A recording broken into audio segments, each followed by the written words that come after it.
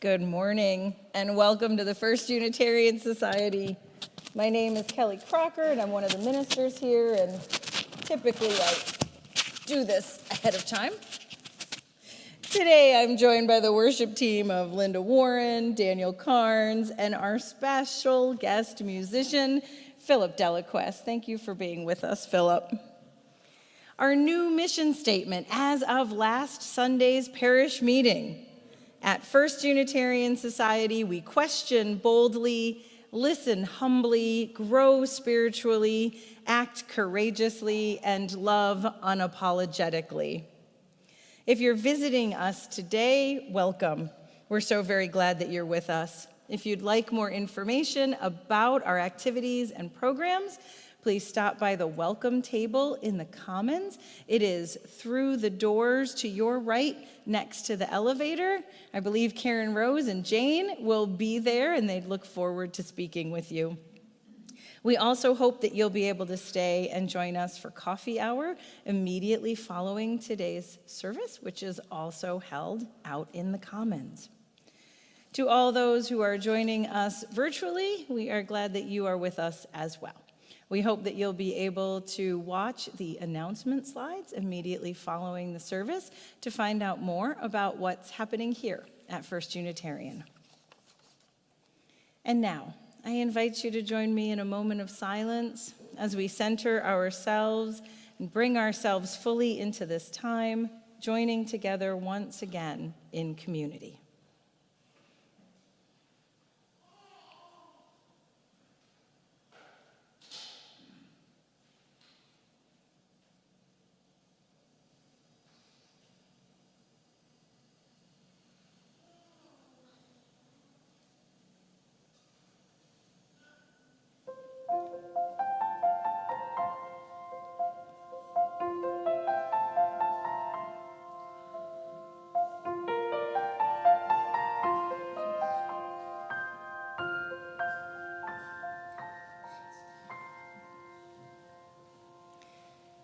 Out of the din of the city, away from the noise of the crowds, we come to rest in this moment, in this place, set apart from the never-ending to-do lists, embracing this day of rest. We come to the warmth and stillness of this sacred hour. Remember, you have chosen to be here. Something in your life led you to arrive here, now. Whatever tasks and cares await you, now for this brief time, simply rest. Allow your soul to be nurtured. Let the waves in your mind and heart gradually subside as you come home to yourself, holy and whole. Come. Let us worship together. And I invite you now to rise in all the ways we do, joining together in the words of affirmation as we light our chalice. All that we have ever loved and all that we have ever been stands with us on the brink of all that we aspire to create. A deeper peace, a larger love, a more embracing hope, a deeper joy in this life we share. And now please join in singing our opening hymn. It's number 1000 in the Teal hymnal, Morning Has Come.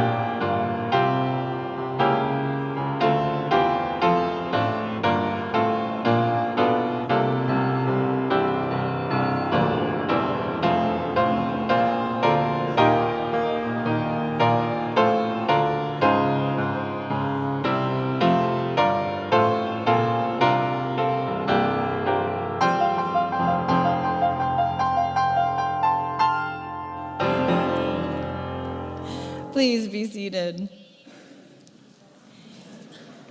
This morning, we are going to think about creativity. It is the seed of the artist's painting, the writer's words, new discoveries in science and math, and it is within each of us.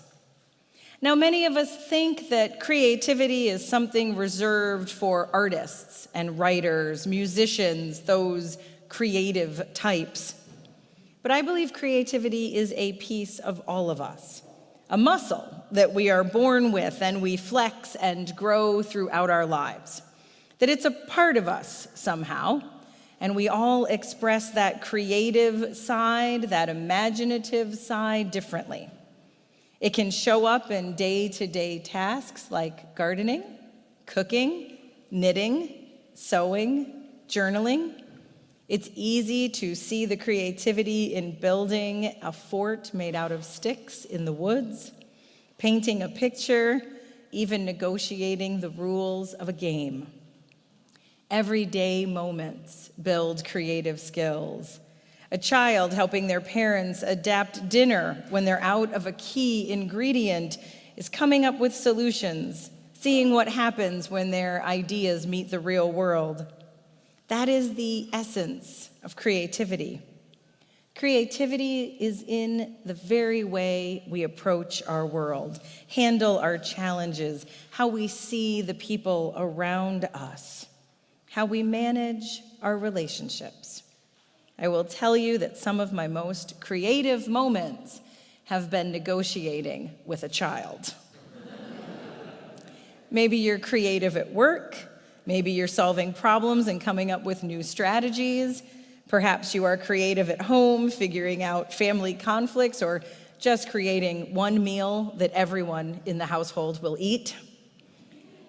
We can bring the power of creativity to everything we do. It's what makes possible all kinds of new ideas.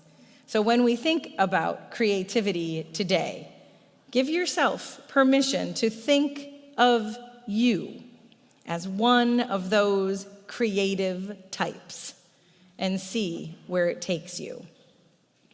So, audience participation portion of the service. Before we do our story, I want to ask you, what's this?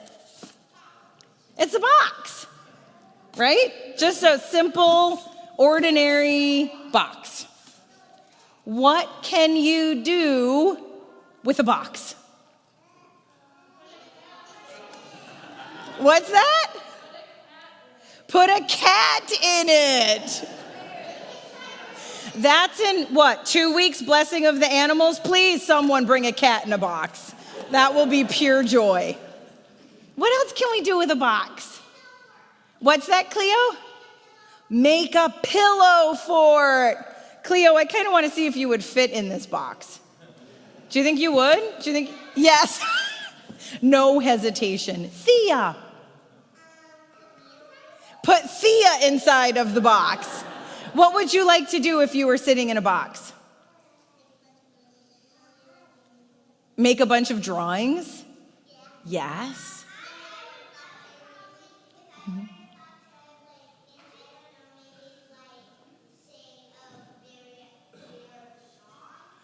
Cleo would sing a song if she was in a box. How about our older children? Older children. Karen Rose. Karen Rose would hide in the box. How about you all? Think about, Michael. I mean, you can cut the box in half and make 2 boxes instead of 1. What? Cut the box in half and make 2 boxes?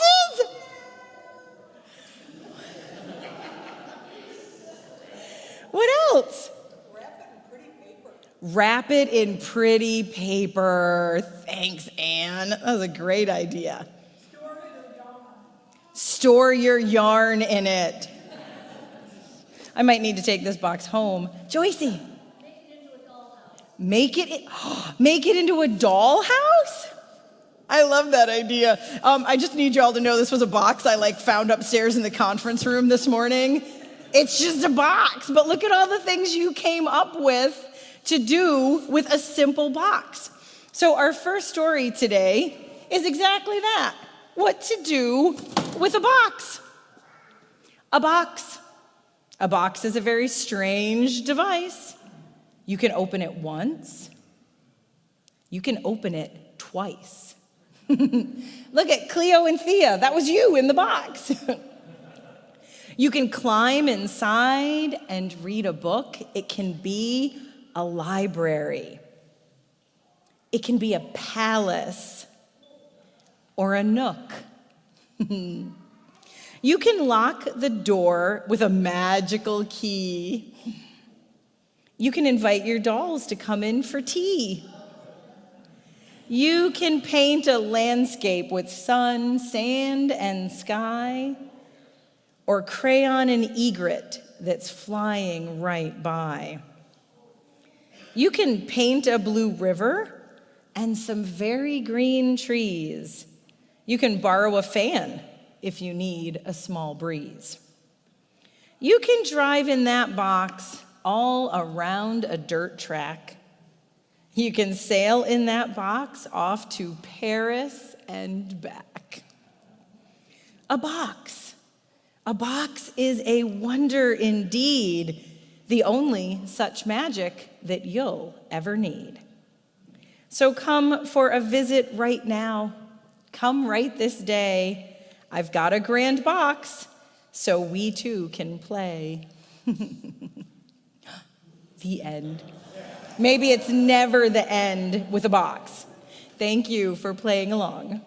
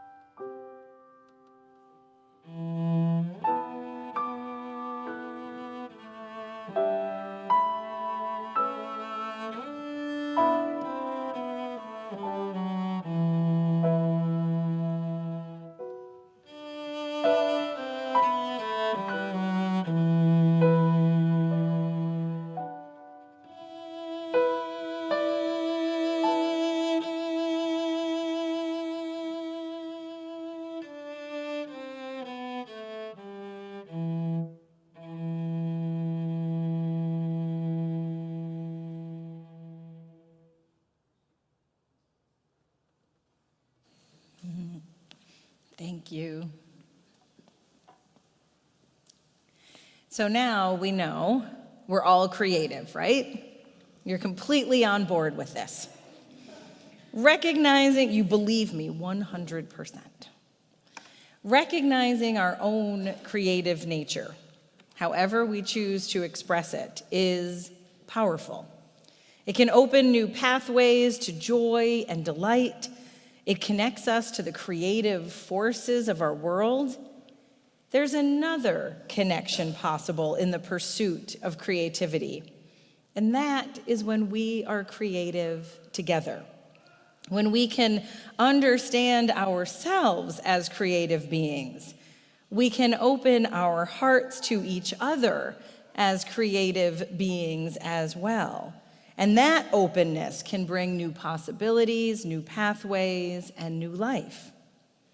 So we're going to continue our service with an invitation to you to help us create something together. In the back of the auditorium, there's a loom. And see Barb? Barb is our official loom helper. There's a loom, and there are baskets with strips of fabric. Each one of these strips represents one of you, a visual representation of the beauty that lives here in community. At any time in the remainder of our service, we invite you to go to the loom. Find a strip of fabric that you feel represents you in some way that calls to you for some reason, and then weave it into the loom. It's going to live in the commons, we believe, for the rest of the summer, so that folks who aren't here today will have the chance. We'll keep refilling the baskets of fabric throughout the summer, and by the end of the summer, we'll have these two representations of all of us that have gathered here in these months. We're going to have a glorious tapestry of us, a representation of the truth that each one of us is something beautiful. And there's a glory to behold when we come together in a creation larger than ourselves. My dear friend and colleague, Leah Ongiri, wrote these words about weaving. Here we are together, each facing our different human tasks, or maybe the same central one, to embrace the lessons life delivers, to discern and respond as we grow, to refuse harm and cherish flourishing. May we know ourselves as vessels of infinite possibility, holders of each other's heartaches and tales of joy alike, weavers of one story in which we each have our part. Weavers of one story, weavers of each other's joys and heartaches, this is who we are.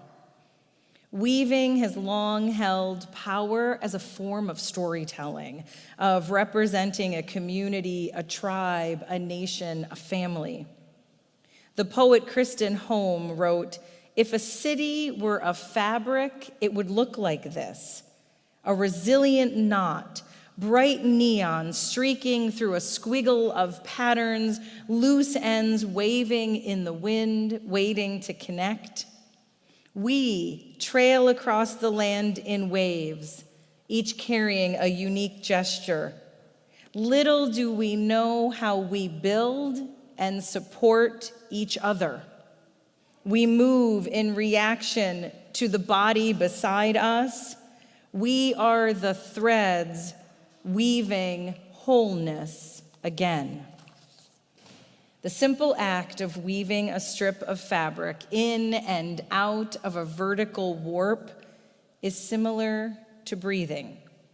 When you weave your strip, we invite you into this space as a form of meditation, a connection to yourself and to all those gathered here with you in community. Seeing in a visible form the very threads that bind us to one another, the deep ties between the generations present here today, knowing that we hold within us those who came before and those who will come after.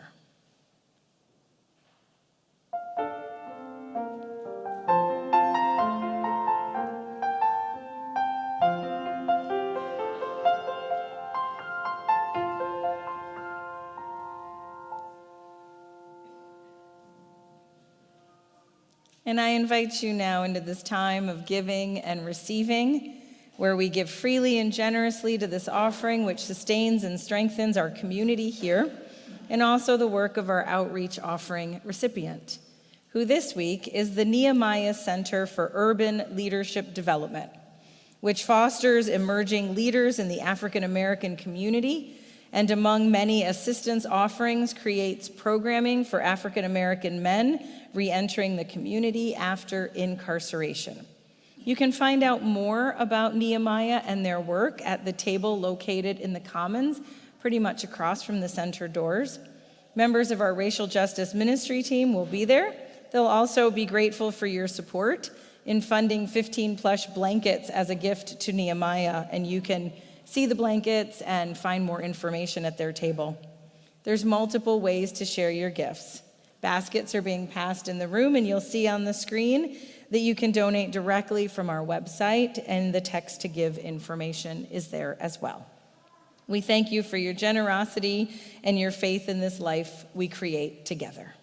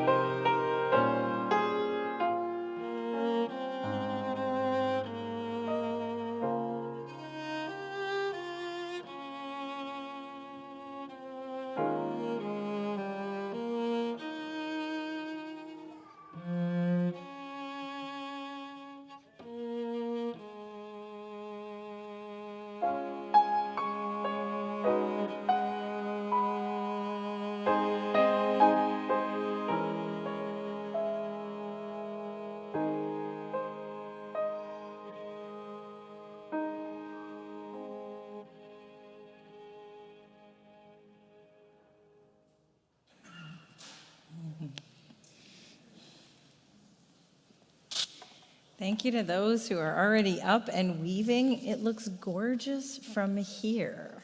So keep, whenever you feel so moved, head back there. So our next story comes to us from San Diego. In the heart of a gray city, there lived a girl who loved to doodle, draw, color, and paint. Every time she saw a blank piece of paper, Mira thought to herself, maybe. And because of this, her room was filled with color and her heart was filled with joy. On her way to school one day, Mira gave a round apple to Mr. Henry, the owner of the shop down the street. She gave a flower to Ms. Lopez, the lady with the sparkling eyes. She gave a songbird to Mr. Sachs and a red heart to the policeman who walked up and down the streets. On her way home, Mira taped a glowing sun onto the wall, hiding in the shadows. Her city was less gray, but not much. The next day, Mira saw a man with a pocket full of paintbrushes. He gazed at the wall. He looked at her son. He held his fingers up in a square and peered through them. He said thoughtfully. What do you see? Mira asked. Maybe something beautiful, the man replied. Then just like that, he dipped a brush in the paint. Bam, pow, the shadows scurried away. Sky blue cut through the gloom. The man's laughter was like a rainbow spreading across the sky. Who are you? Mira asked. I'm an artist, he said, a muralist. I paint on walls. I'm an artist too, she told him. He handed Mira a brush. Then come on.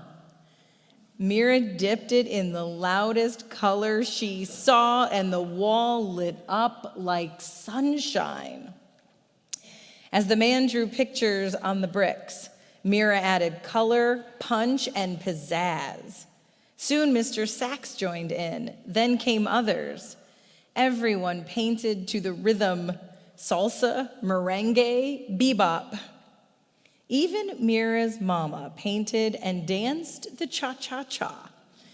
The whole neighborhood became a giant block party until the policeman walked up. Excuse me, he said. The music stopped. Mira put her brush down. They were surely in big trouble. The officer cleared his throat and paused. May I paint with you? He asked. So Mira handed him a paintbrush and the music started again. Teachers and papas jumped in, babies too. Mira and the man handed out brush after brush after brush, and color spread throughout the streets, and so did joy. Wherever Mira and the man went, art followed like the string of a kite.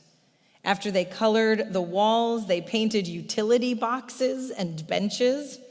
They decorated sidewalks with poetry and sunshine. And everyone danced. Together, they created something more beautiful than they ever could have imagined. When their clothes were splattered with a million colors, everyone sat down to rest, except the muralist. His eyes sparkled. You, my friends, are all artists. The world is your canvas. He smiled wide, then pulled everything together in big sweeping motions. His paintbrush was like a magic wand. When he was finished, Mira added one more bird way up in the sky. Maybe, she thought, just maybe. Now, this story is based on a true one. At one time, the colorful East Village near downtown San Diego did not have murals on the walls or quotes from Gandhi, Martin Luther King, and Cesar Chavez written on the sidewalks. Benches were not the works of art that you can see there now. People living in the area were not part of the vibrant community that they are today. Instead, the streets were gray and drab.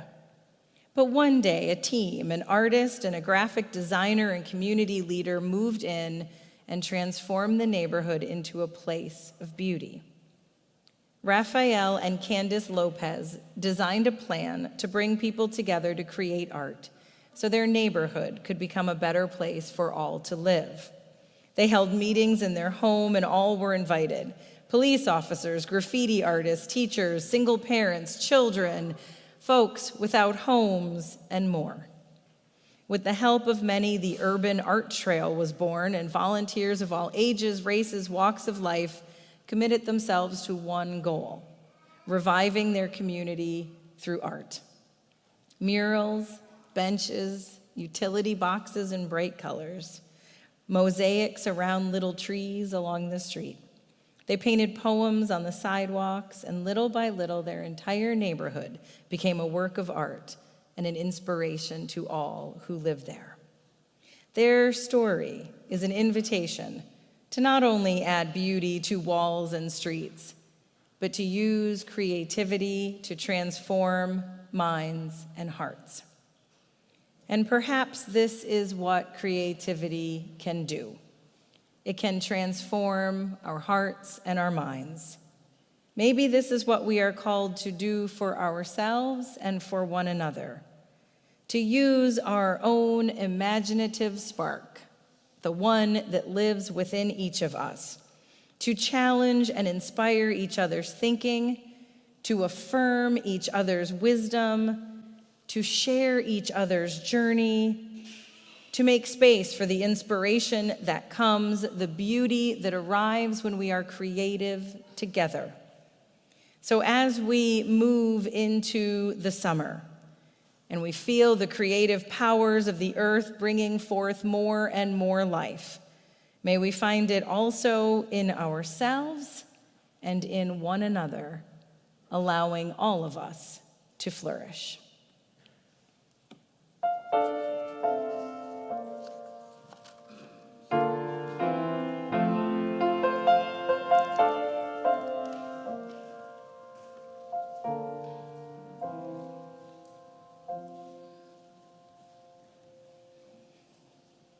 We gather together here, bringing with us hearts that are sometimes heavy with burdens, sometimes light with the joys of our days.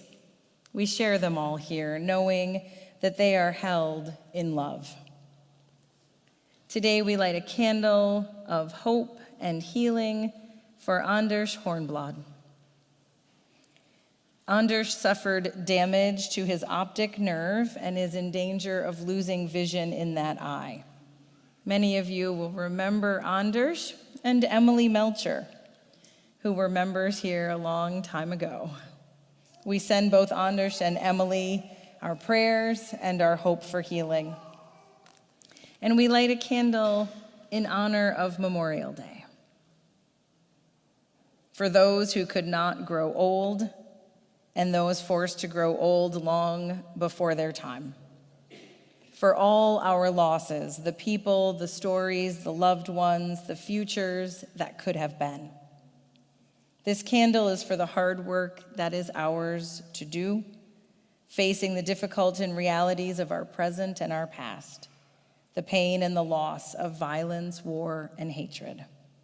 May we try to make meaning of our history, work for peace and justice today. May this flame rekindle our hope for the future by recognizing in one another our shared humanity as we join in a concerted commitment for a better tomorrow. If you'll join me now in a moment of prayer with words from Barbara Peskin. Spirit of life, whom we have called by many names in thanksgiving and in anguish, bless the poets and those who mourn. Send peace for the soldiers who did not make the wars, but whose lives were consumed by them. Let strong trees grow above graves far from home. Breathe through the arms of their branches, The earth will hold your tears while the dead sing no more, never again, remember me. For the wounded ones and the ones who received them back. Let there be someone ready when the memories come, when the scars pull. Forgiveness for those of us who were not there when we do not understand. And in us, veterans in a forest of 1,000 fallen promises, let new leaves of protest grow on our stumps. Give us courage to answer the cry of humanity's pain, and with our bare hands, out of full hearts, with all our intelligence and all our imagination, let us create the peace. Blessed be, and amen.